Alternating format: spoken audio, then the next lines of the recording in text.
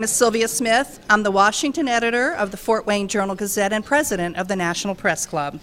We're the world's leading professional organization for journalists, and on behalf of our 3,500 members worldwide, I'd like to welcome our speaker and our guests today. I'd also like to welcome those of you who are watching on C-SPAN or listening through XM satellite radio.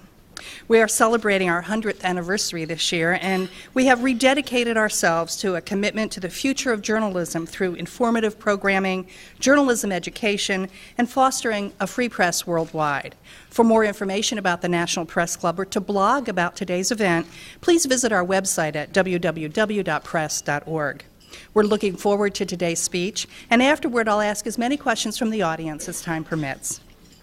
Please hold your applause during the speech so that we have as much time as possible for as many questions as there are.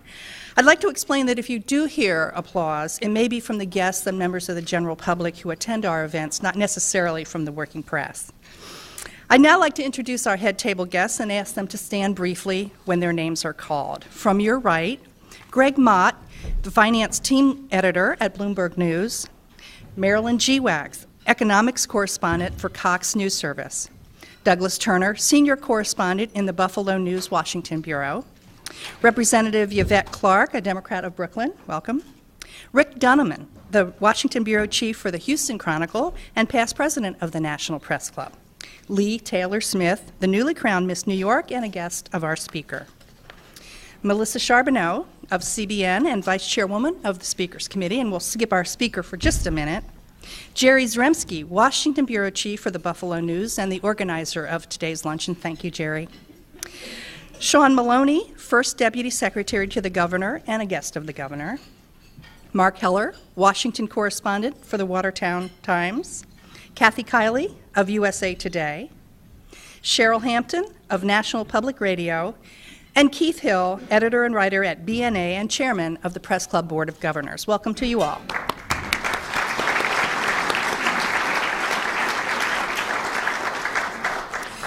Given that we don't often invite lieutenant governors to join us at this podium, David Paterson wasn't on our original list of speakers here at the National Press Club for 2008. But all that changed on March 17th when, well, you know what happened. You might not have heard much about David Paterson before that, but you've surely heard plenty since. New York's 55th governor became a historic figure the moment he took the oath of office, the day that Governor Spitzer resigned. He is the Empire State's first African-American governor and the second legally blind person to lead a state. He finds himself in the office that catapulted two Roosevelts to the presidency, the office that has given the nation such gifted politicians as Nelson Rockefeller and Mario Cuomo. It's no easy job, especially in times like these. On Tuesday, Paterson delivered an address televised statewide in which he spelled out in plain terms the damage that the financial industry's troubles and the national economic downturn have done to New York. The state faces a deficit of $26.2 billion over the next 3 years. Speaking, as he always does, from memory, Paterson said at that speech, "The fact is we confront harsh times. Let me be honest, this situation will get worse before it gets better." And today, Governor Paterson is here to share his thoughts on the economy in more detail and perhaps discuss how Washington can make things better or worse for his state. We might hear a bit about the Medicaid reimbursement formula that, in Paterson's view, is anachronistic, putting too much burden on the New York taxpayers. And we might hear about the governor's views on the don't worry, be happy crowd of economists who say the nation is not in recession. Paterson recently replied to such an optimistic view by saying, "That finally confirmed to me that flying saucers have landed and that people from outer space are in our midst and interfering with policy." If that seems like a rather colorful remark, perhaps we should be prepared for more. While Paterson was largely unknown nationwide before this year, his warmth and wit are legendary in Albany. Replacing a governor who proudly called himself a steamroller, Paterson has brought a new spirit of comedy as well as comedy to the New York State Capitol. In the words of a Republican state legislator, Paterson has been a breath of fresh air. But it'll take more than that to lift New York out of recession. And Governor Paterson is here today to tell us more about what it will take. Ladies and gentlemen, please help me welcome to the podium the Governor of New York, David Paterson. Thank you.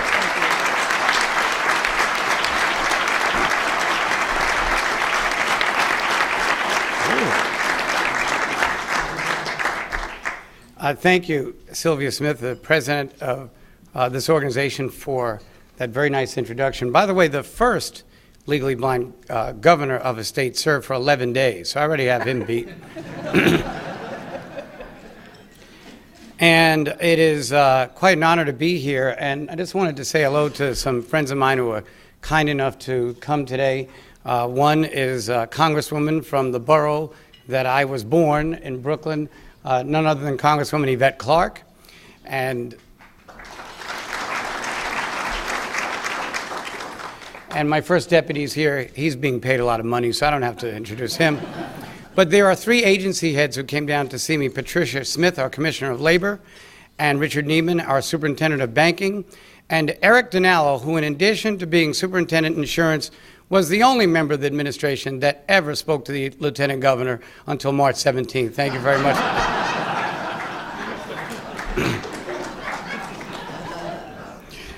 So,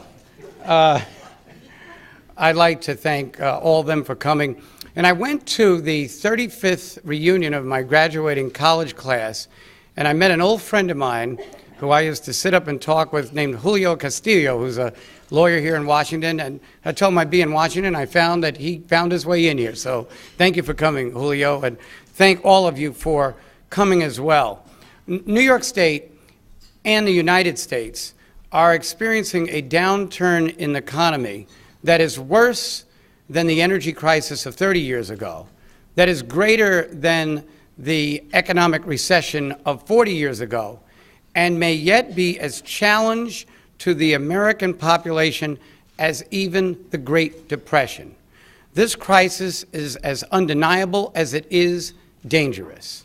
The United States is generally considered to be in a depression. All across this country, there are people who are losing their jobs and their homes. Corporation finances are falling. Rising costs of oil and food are shrinking every paycheck. There is certainly a fear on Wall Street. Internationally, the dollar is plummeting. Historic investment houses are teetering on their foundations, and financial fear is widespread and is contagious, with everyone waiting for the other shoe to drop. We have got to go away and grow away from the callow and puerile philosophy that this situation will go away.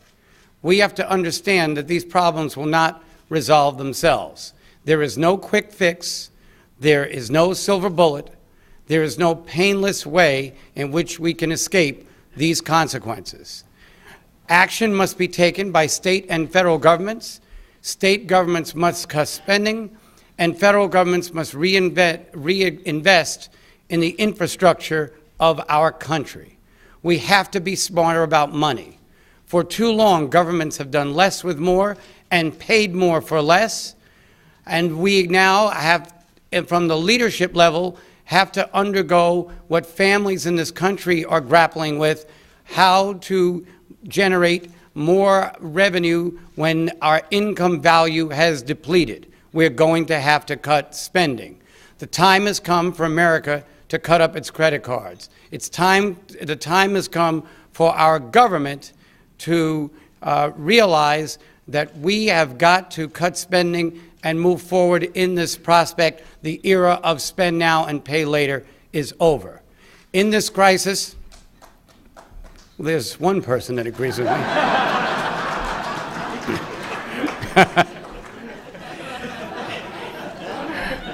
This crisis is one where government must initiate action. States are going to have to practice the fiscal discipline and make the difficult decisions that we've eschewed for decade after decade. The time for action is now, because it would certainly appear that this problem, as I said on Tuesday, is going to get worse before it gets better. and it is clear that the faster we act, the sooner and stronger we will recover. But the overall solution to our economic woes involves more than just cutting spending. Government is more than just balancing budgets. We balance budgets, but we must also balance priorities. Compassion is not optional, neither is common sense. It is as critical to invest wisely as it is to cut fiercely. Without investment, there is no growth. Without a sense of curtailment, there is no prosperity. These are the essential ways in which government can play a role in the economic recovery of this country. We must be, in many ways, compassionate in our governing, and we must be smart in our spending. These are the ways that we can maximize our ability to help people even as we are forced to liquidate many of our financial plans. This is why in New York we have doubled the time from 15 days to 30 days, whereby people will have their power or heating cut if they aren't able to pay the bills. This will give the New York consumer a greater opportunity to address life-threatening situations by borrowing or refinancing, as opposed to being placed in a situation where they go without electricity or fuel. That is the constructiveness of compassion. Our Consumer Protection Board in New York is investigating widespread complaints of gouging on prices of gasoline and home heating fuel, and we are going to teach seniors and those who are vulnerable consumers how to identify scams and report them to the authorities. That is also the constructiveness of compassion.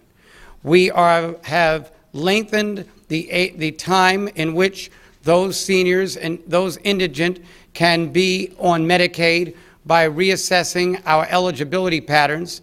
We have increased the age to 21 of those children who are in foster care who are not receiving health care after age 18, and we are putting $150 million into expanding the number of individuals who qualify for food stamps. The reason we do this is because at times of economic downturns, they become euphemistic with a way to bash the poor, the old, the elderly, and the disabled. But at that same time, there are those who, out of conscience, and those who, out of benevolence, have unfortunately eschewed the opportunity to take action, feeling naively that this is going to help those who are in peril, when in fact, the failure to take decisive action in our country has always exacerbated our problems. Look at the times that we have delayed action when action should have been taken. The abolitionist movement, the Great Depression, World War II. Many suffered even more because we waited to intervene. And now we have to confront our greatest challenge, which is unemployment in this country. In New York, 35,000 to 40,000 people will lose their jobs in 2008. Our unemployment hurts those who are least prepared. 7.4% among those who do not have high school degrees, as opposed to 4.4% who are college graduates, and 2% unemployment among those with college degrees. Nationally, this country, since December of 2007, has lost 578,000 jobs, 353,000 just in manufacturing, 7 straight months of dropping private unemployment. In New York, we are trying to address that issue as we know about the loss of financial jobs, particularly in manufacturing. We have lost 194,000 jobs in manufacturing in cities like Buffalo, Syracuse, Rochester, Utica, Lake Placid, Plattsburgh, and Binghamton, an upstate region struggling for survival because of the loss of our manufacturing jobs. But we found something out, and I'm going to bring down the cone of silence. This is Agent 86 reporting to all of you. Don't tell any other governors that we have figured out in New York that a lot of the companies that have taken their resources overseas and their plants overseas because of the lower paid labor force have found that the energy costs of transportation exceed the savings that they got with a cheaper labor. Therefore, many of them now want to come back to the United States. And as long as you all are quiet, we are going to get a lot of them. A major manufacturer of cement has relocated to Virginia. But we see this as a great opportunity to bring manufacturing jobs back to New York. Many of New York's jobs that have been lost are actually in the area of construction. We think this is a primary opportunity for government to invest in construction, particularly school renovations and school construction. It is tested and proven that children learn better when they are in better facilities and more aesthetic environments. So we can benefit children, take advantage of an available workforce, and reignite the engine of our economy by investing in construction of schools and other areas where government might intervene. Now, writing in the Financial Times earlier this month, the former head of the New York City Emergency Financial Control Board, Felix Rohatyn, and his partner Everett Ehrlich wrote about the testimony by Federal Reserve Chairman Ben Bernanke on July 16th. And they talked about the many contributors to our sagging economy that he cited, but thought the worst of them all are home foreclosures. And we see in New York that 1 out of every 493 homes has been foreclosed. In the first quarter of 2008, we have 13,700 homes that have entered the foreclosure process, up 36% from last year. There are now 45,000 homes in New York in the foreclosure process, that up 80% in the last year and a half. Nationally, there are 1.1 million homes at the end of the first quarter of 2008 in the foreclosure process, up 99% in the last 12 months. But when we look at legislation, New York in the last couple of weeks has signed into law legislation that will create a new underwriting standard for foreclosures and for underwriting standard for mortgages. And in that respect, there is now an understood parameter by which lenders and borrowers can agree is a viable loan. Anything outside of that means that the buyer has very little chance to ever repay the loan and now has a criminal statute in the state of New York. In addition to that, we are adding 90 days to the period in which the borrower first notifies the homeowner of the foreclosure process beginning.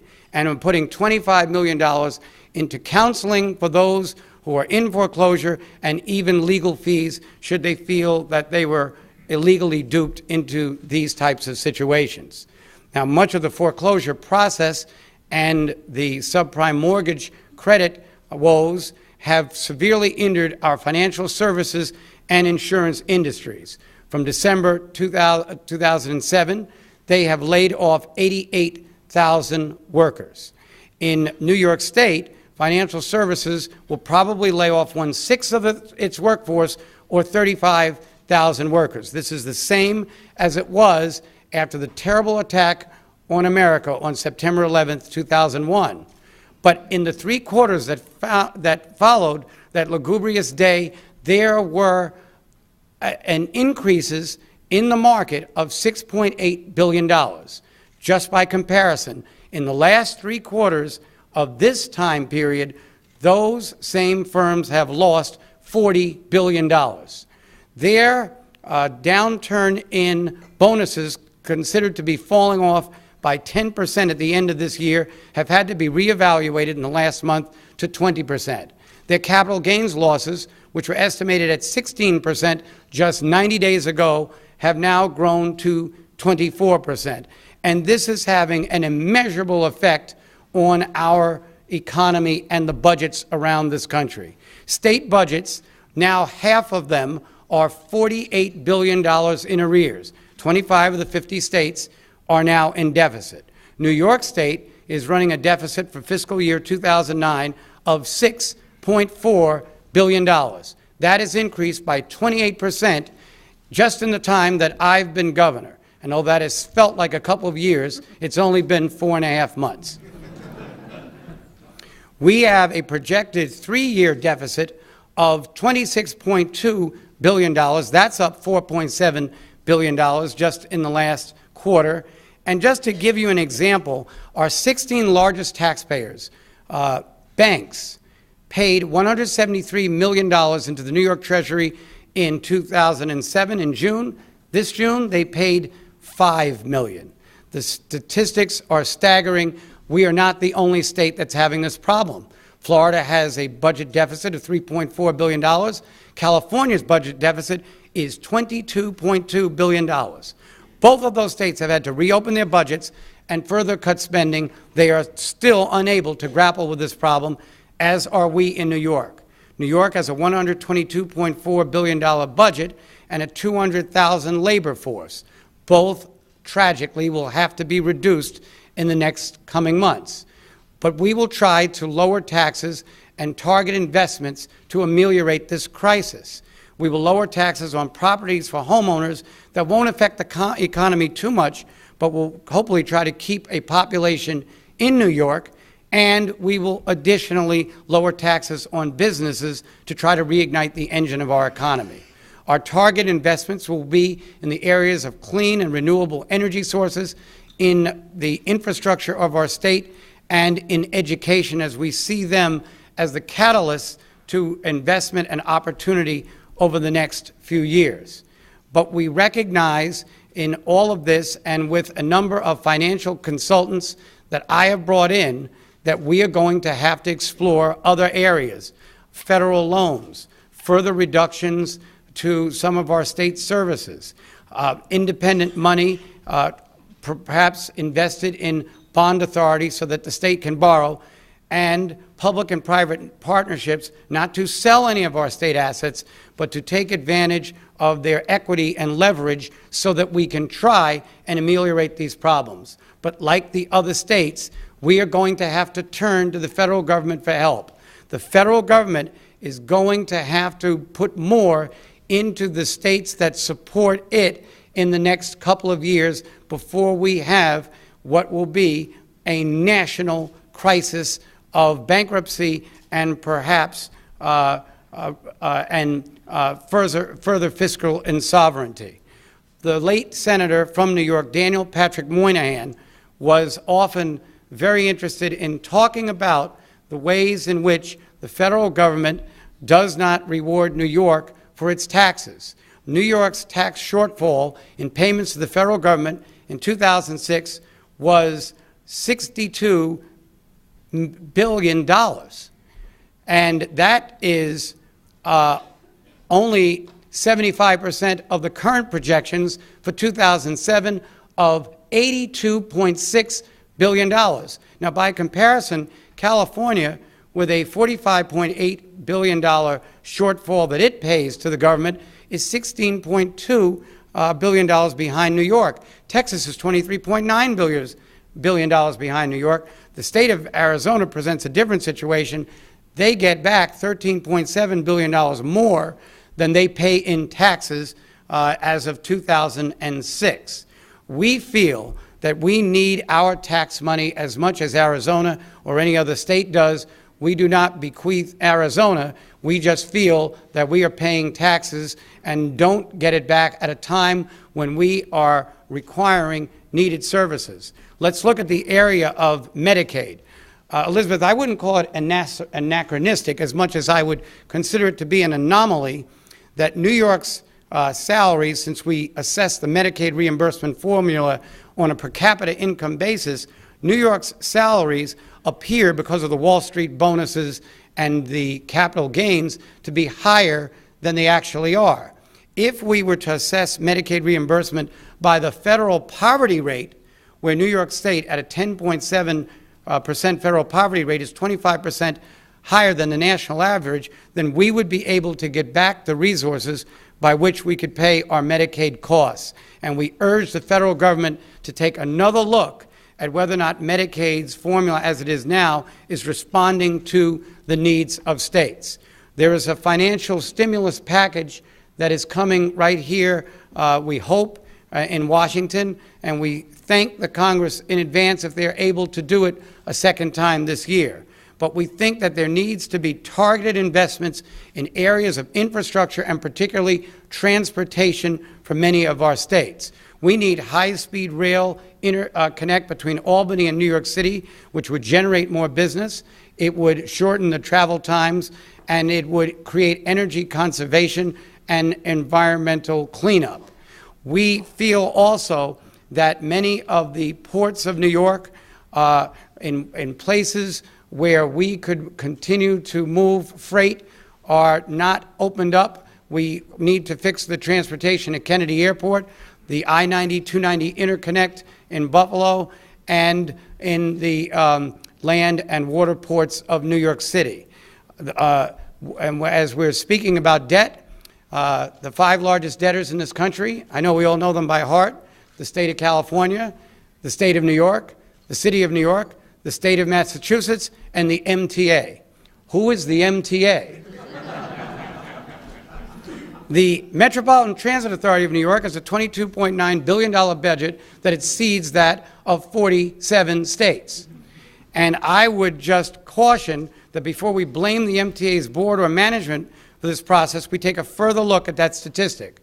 The MTA moves 8.5 million people every day. Every 3 days, the MTA moves more passengers than Amtrak does in a year. Every 10 days, the MTA moves more American travelers than all of our domestic airplane flights combined. So even as the MTA moves on average 30 to 33% of American travelers, it receives only 15% of an American budget. This is why we continue to implore the federal government to take another look at New York, a state that has always been a leader and a state that certainly needs greater redress from New York. Now, we are going to possibly, unless we see some change in the federal reimbursement for heating and energy, we urge Congress, before they leave, to address this issue. Many of our states that experience cold weather are going to have a problem with home heating this winter. I will do everything I can to make sure that New York's families don't freeze when it gets cold, including moving resources from other programs to accommodate that. But we need assistance from the federal government. And this is really my charge, and really this is my ask as I come to Washington today. In 1820, New York State had a population that was 4% of the national population, and New York State conducted about 4% of the economic development. This is how it was in most states. Pennsylvania was 3% of the national population and did 3% of the business. North Carolina was about 1.4% of the national, 1.6% of the national population. They conducted about 1.6% of the economic development. But New York State invested, even though in 15 of the next 20 years, they would be running budget deficits, by building the Erie Canal and establishing the Erie-Lackawanna Railroad. New York then jumped from doing 4 to conducting 51% of the economic development in this country by the year 1840. And the people moved where the jobs are. The people moved to New York, and New York's population grew to 13% of the national average, of the national population. All through the 20th century, New York was a leader in economic development and recovery. In 1893 and also in 1907, when bank purges and gold runs put this country in an economic difficulty, it was a New Yorker named J.P. Morgan that helped create a smooth landing. In the beginning of the 20th century, when monopolies seemed to put our economic situation in a great downturn, it was Teddy Roosevelt, a New Yorker, who led the country back to a new progressivism. And after the Great Depression, even before he became president, as governor of New York, Franklin Delano Roosevelt started to interact through his labor secretary, Francis Perkins, with other states so that when they got into Washington, they hit the ground running with a number of programs to move us out of the Great Depression. We in New York want to be national leaders today by identifying for this country the gravity of this crisis, to urge us to act. There is no need to panic once America wakes up to the fact that we have an extreme hardship of financing in this country right now.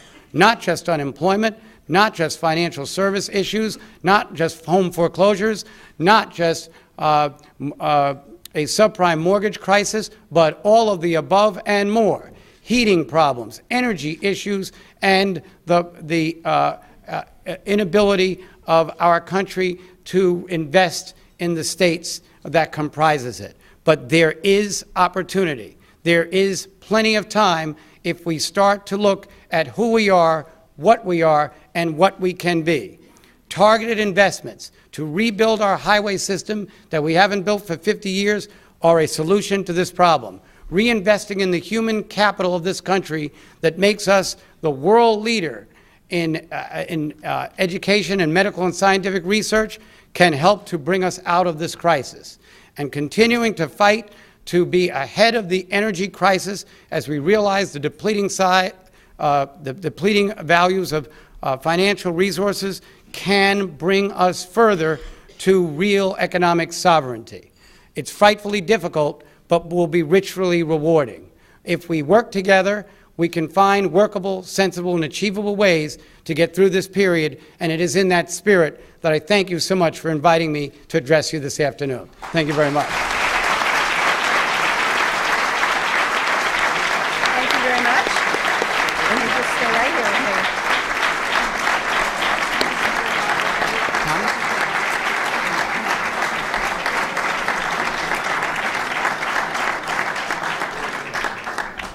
Thank you so much, and we have an awful lot of questions here. You've obviously incited a lot of curiosity. You're the first governor I've heard who has described a silver cloud in the price of oil. Have you actually seen the return of some manufacturing operations to New York State? Well, the price of oil, once it hit $100, that was the signal to the industry that the price could continue to go up. Obviously, we are suffering from the price of oil and that part of the barrel that's scarce, where we have gasoline, and we have, not to the extent that other states have, but certainly have seen less traveling by motor vehicle. The whole issue with oil are not just the foreign governments that have unstable leadership that threaten the supplies of oil that come to this country. It's the fact that oil itself is depleting as a resource. Not in 5 years, not in 10 years, not in 20 years, but it is depleting. For example, the United States produced 9.5 million barrels of oil in 1971, which was the highest point we ever got. Later this year, we'll go under half of that, or less than 4.7 barrels of oil, million barrels of oil per day. And if you think about that, the energy return on energy invested was a unit of 1 unit of energy to 30 barrels of oil some 35 years ago. It's now 1 unit for 5 barrels of oil. That's why the oil companies with great land masses in this country want to conduct offshore drilling, because we have picked all the low-hanging fruit or oil. Now, I'm not advocating for offshore drilling. I'm just telling you why they want to move that way. The reason they want more refineries is that the oil that we have now is harder to refine. It's combined with other elements. And it isn't just like, remember on the Beverly Hillbillies when you're shooting for some food and up from the ground came a bubbling crude? That show went off, and so did that idea.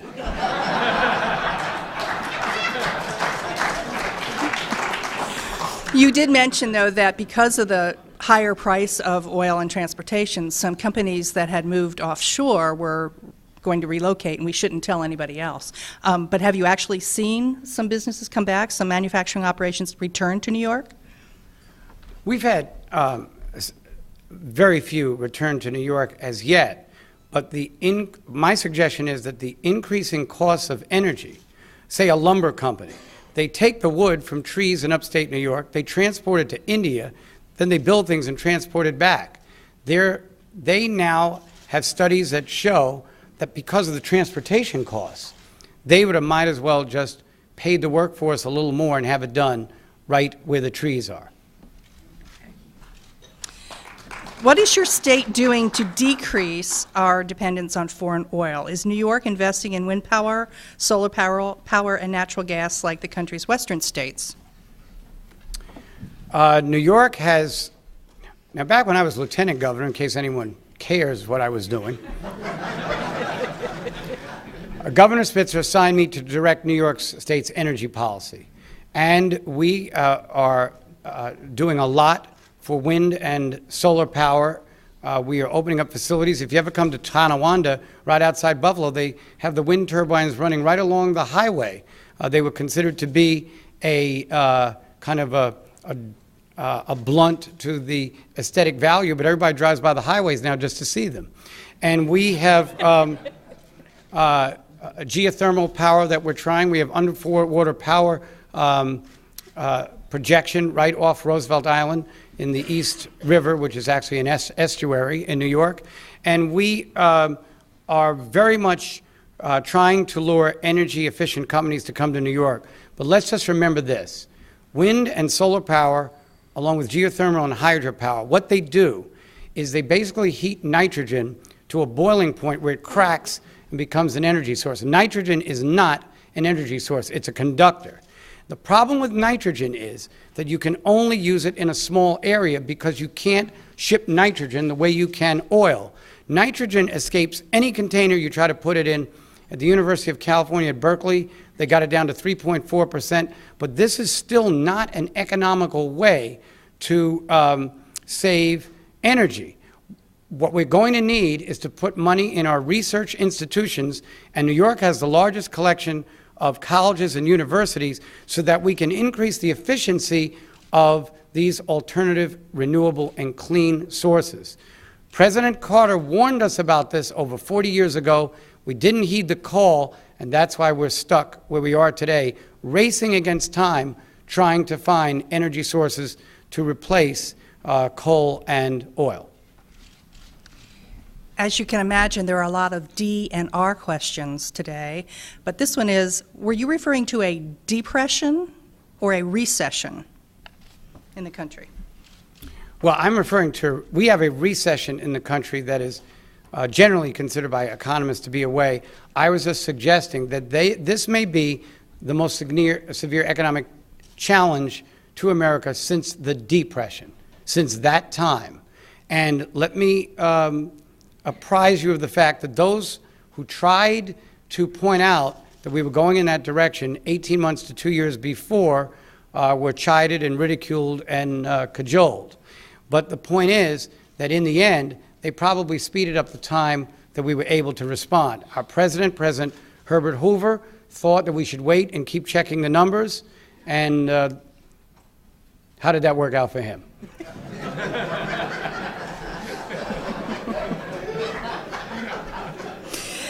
You recommended an additional federal stimulus package. How does it help New Yorkers if the U.S. government builds up more debt?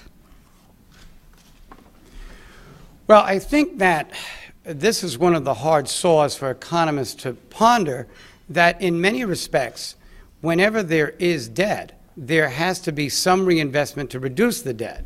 So there are times when perhaps even additional money has to be invested to try to reignite the engine of our economies. Lowering taxes alone will not just bring forth prosperity. There may have to be some. What I think we need to do, and I'm anticipating that at some point we will get through this crisis, is to assess how much debt we've allowed ourselves to have in the first place. We turned a $2.5 trillion surplus into a $7.5 trillion debt in 48 months. In the early part of this century, we cannot allow government to be that frugal with spending.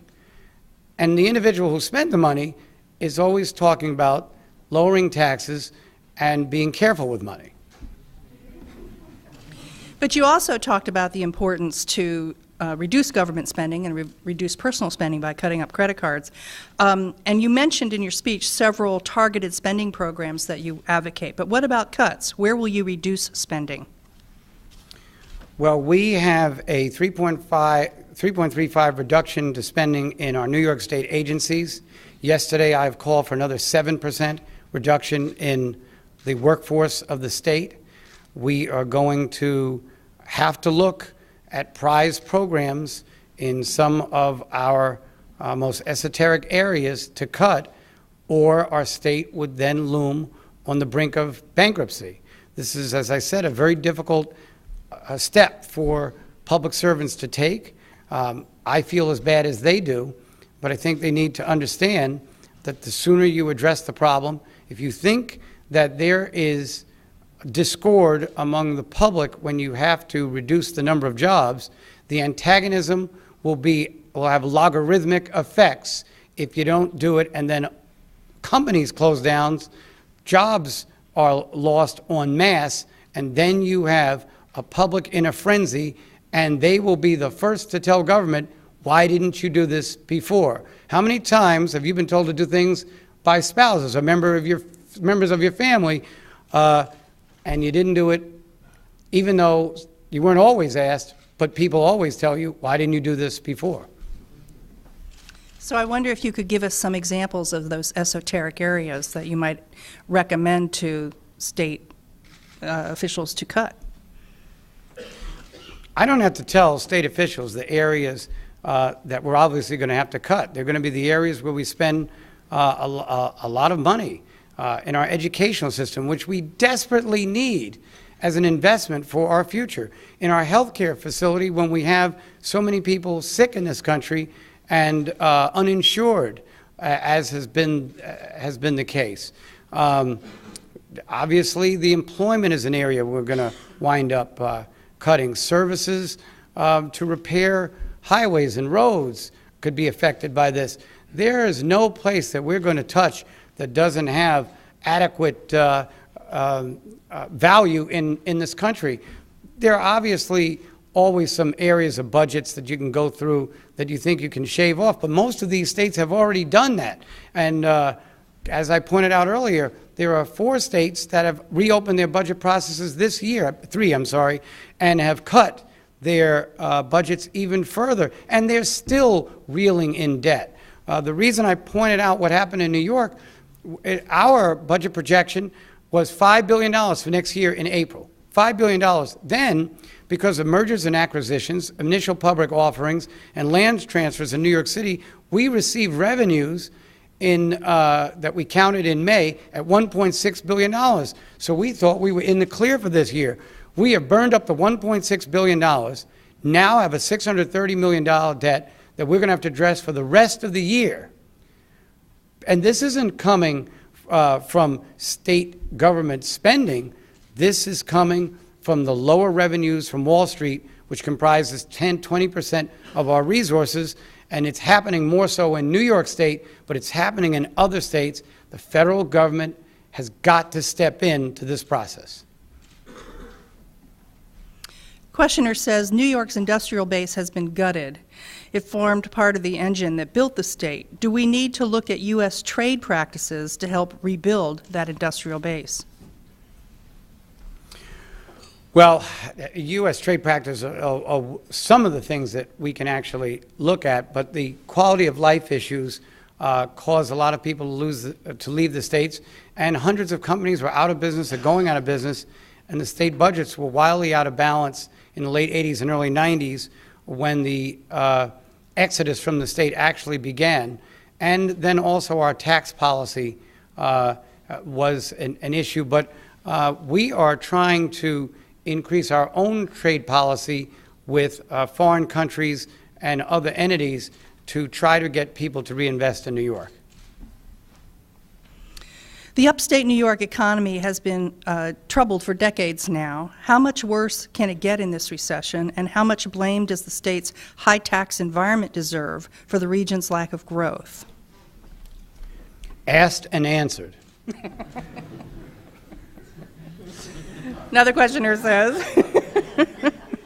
Other New York governors have waited until the state's fiscal crises have deepened before acting. Why is your approach wiser than that of Governors Cuomo or Pataki?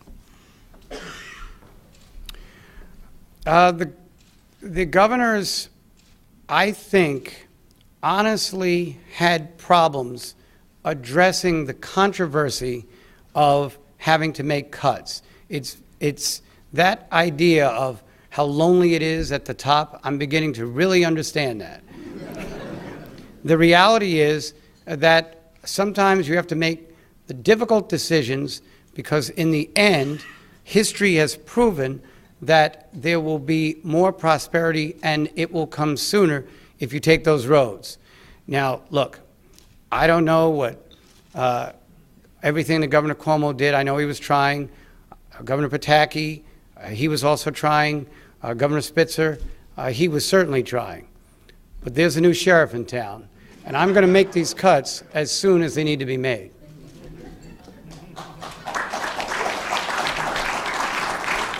You said education and employment services and infrastructure are on the table. Are there any areas that are not on the table for cuts? Well, I would think that it would be more foresighted for those who are going to be in the decision-making process, not into advance of it, to tell us what their sacred cows are. Because we all have our interests, we all have our issues, and we all have our priorities. But what we have to engage in here is not lecturing everyone else on what they shouldn't do, but take some self-awareness of the situation and self-examination to determine where we should go. So as the executive in the state, everything is on the table, and the quicker we address this, we can get things off of the table. But we all can coalesce in our encouraging the federal government to start reinvesting in our states who are hemorrhaged. Half the states are in deficit. You can't say that the leaders of those states are such bad managers. It really is that there will be more states in deficit. There will be entire regions of this country struggling for survival.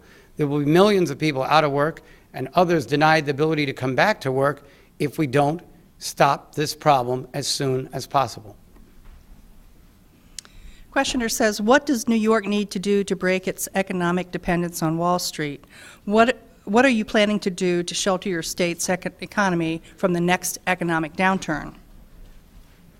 Well, I think that what happened, particularly in the 90s, where the Dow Jones average quadrupled between June of 2000 and June of 2008, and where there was prosperity and investment, is we got used to the idea that we could run up bills and get bailed out by Wall Street. And it was having that corporate credit card, so to speak, that the government could run up bills and then the corporations would bail us out because they were doing so well in the financial services area.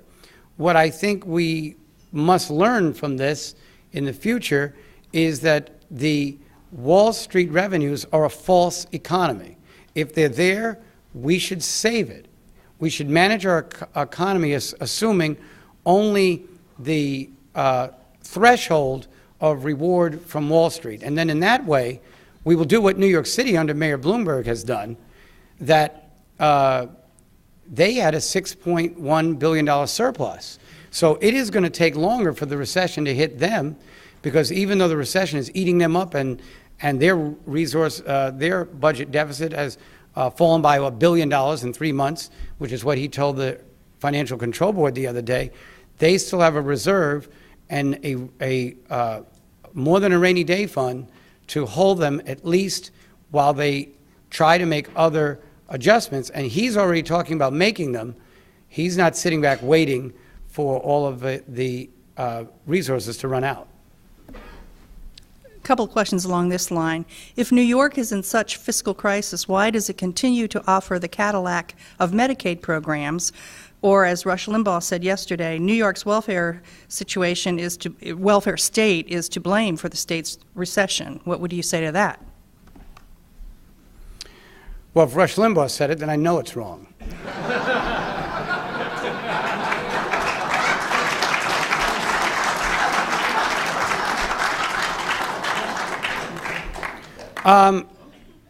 But in my continuing view that we can try to educate even in a financial crisis, we'll send Rush a copy of how the Medicaid formula is reimbursed and how New York gets blamed a lot when actually it gets the least in federal support for Medicaid. There are articles that say that Medicaid fraud is 1/3 in New York. What fraud there is in Medicaid is mostly the providers, and an inaccurate statement at a federal hearing in 2001 gets said over and over and over by those who feel that Medicaid is improperly managed. My predecessor, when he was Attorney General, used the Martin Act to go after Medicaid fraud. We are going to set up ways to continue to go after Medicaid fraud because we need every penny. But one of the problems in New York is that when your manufacturing jobs leave, you do, to give Rush a little credit, have a social service-based economy, because now you have individuals who have gotten older and their tax dollars provided the broad revenue base from which there can be derived some claim onto them in their retirement, but we don't have the younger people who are working in New York to provide a new tax base to support them.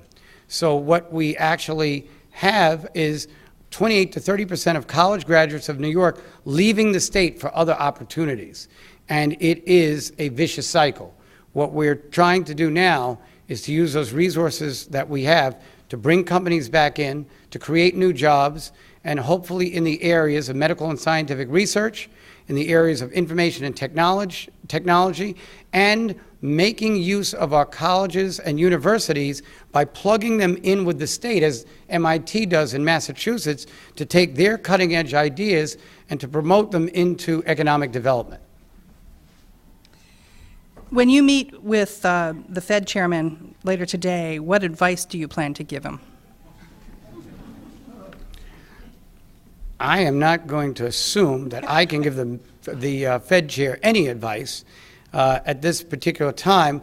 I just want to ask him where the Fed will go. Of course, we cut interest rates 7 times between the spring and now, and it's created inflation that not only is in this country, but has gone international. China, India, Indonesia, and Saudi Arabia have 8 to 10% inflation.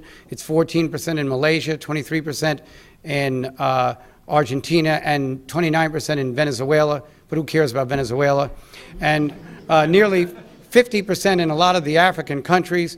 But the reality is that there's going to have to be some sort of balance that I hope he will alert me to, in which we try as much as we can to hold the dollar from, hold prices and from inflating, and at the same time not injure the markets, which are struggling for survival. A member of the audience says, your rise to the governor's seat is, if anything, an illustration of the fallibility of our public officials. What lessons do you draw about the imperfection of politicians?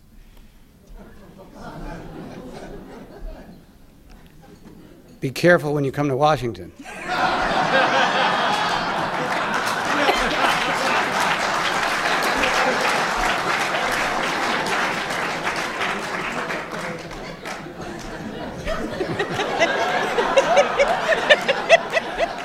I think that, in all honesty,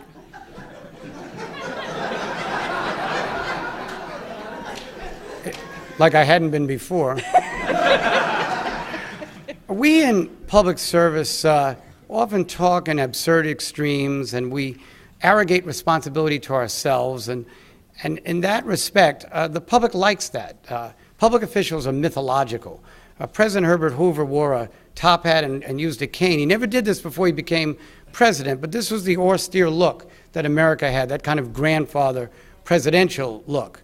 And yet, our public servants are just like the rest of us in society. We all have our strengths. We all have our weaknesses. We all have our fallibilities, but when we are running for office, we pretend that we don't have them. And so what happens is that it becomes almost sport to see people to ascend to high leadership positions and then to tear them down. And so I saved you the trouble. I did it myself. Good line.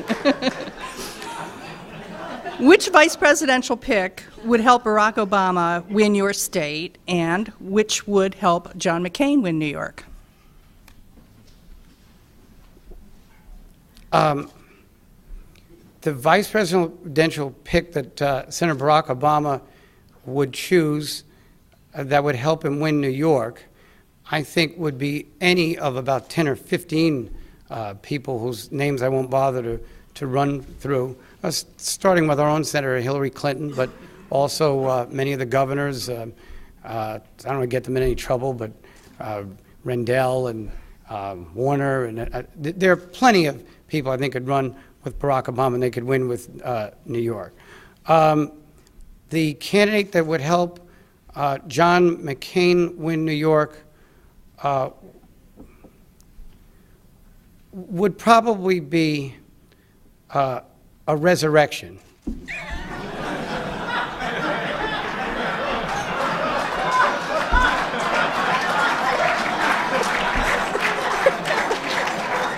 I'm speechless. Moving on. The McCain campaign has been calling the GOP candidate the American president Americans have been waiting for. Some have said this is an implicit attack on Barack Obama's background and his race. What do you think? Well, Senator McCain served this country long before he was in public service. He paid almost the ultimate price, being a prisoner of war. He is duly nominated by his party and is certainly a viable candidate for president. And I was impressed with Senator McCain when he spoke at the NAACP convention, because he was the first Republican candidate who I believed when he said he would come and talk to these groups again. So I don't want to get into the acrimony of the candidates, but certainly words can be used to promote a lot of different philosophies. I would hope that they're just trying to say that he's the candidate who really embodies the feelings of other Americans, which I think has probably been said about other candidates on both sides of the aisle when they faced others. So I don't take much of offense to it, but I would suggest to them that if he's the answer to America's problems, then the question must be ridiculous. We're almost out of time. But before asking the last question, I have a couple of things to take care of. First, I'd like to inform you of upcoming speakers. On August 4th, we have the mayor of Miami, Manny Diaz.